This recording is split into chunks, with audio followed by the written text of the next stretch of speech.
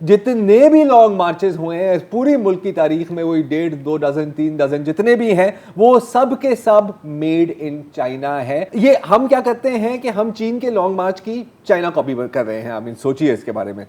अच्छा, ये कहानी कब शुरू होती है? इसके लिए हमें रिवाइंड करना होगा 1930 की दिहाई में, जब चीन एक इंतहाई नाजुक दौर से गुजर रहा था।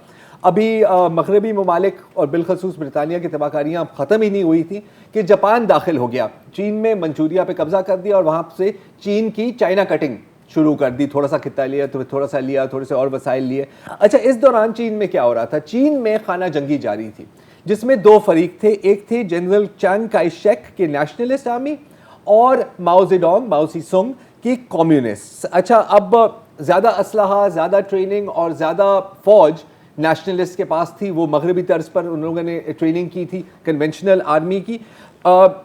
कम्युनिस्ट के पास ज़्यादातर गुरिल्ला फोर्सेस थी और उसको क़यादत से हटा दिया था कि यार ये तुम अजीब किस्म की गुरिल्ला वॉर लड़ रहे हो, हमें डट के मुकाबला करना है इनको, जिस तरह ये आ रहे हैं। तो कम्युनिस्ट आर्मी ने भी कहा कि जी हम भी वही कन्वेंशनल इन्फेंट्री के साथ गए और बहुत बुरी तरह से कुट लगे। तो बेशक वो जंग एक तरह से हार गए, लेकिन अवाम का दिल जीत लिया। तो ये थी असली और हकीकी लॉन्ग मार्च, जिसकी मतलब नाम के ऊपर हम आजकल मतलब एक शहर से ड्राइव भी करते हैं। आजकल हम 400 किलोमीटर का लॉन्ग मार्च कर लेते हैं। हाँ, आजकल हम 400। अच्छा, वो एक साल चला ना? एक साल चला, 1934 से 35 ऐसे ही कुछ, ऐसे और अभी हम ये सुन रहे हैं कि ये जो एक सुस्त मार्च चल रहा है, ये भी शायद 10 महीने चलेगा। वो कह रहे हैं, कम से कम तो कह रहे हैं। नहीं, लेकिन ये आप नहीं कह रहे ना, ये मैं नहीं कह रहा। नहीं, वो तो खुद ही कह रहे हैं। ये कौन कह रहे हैं?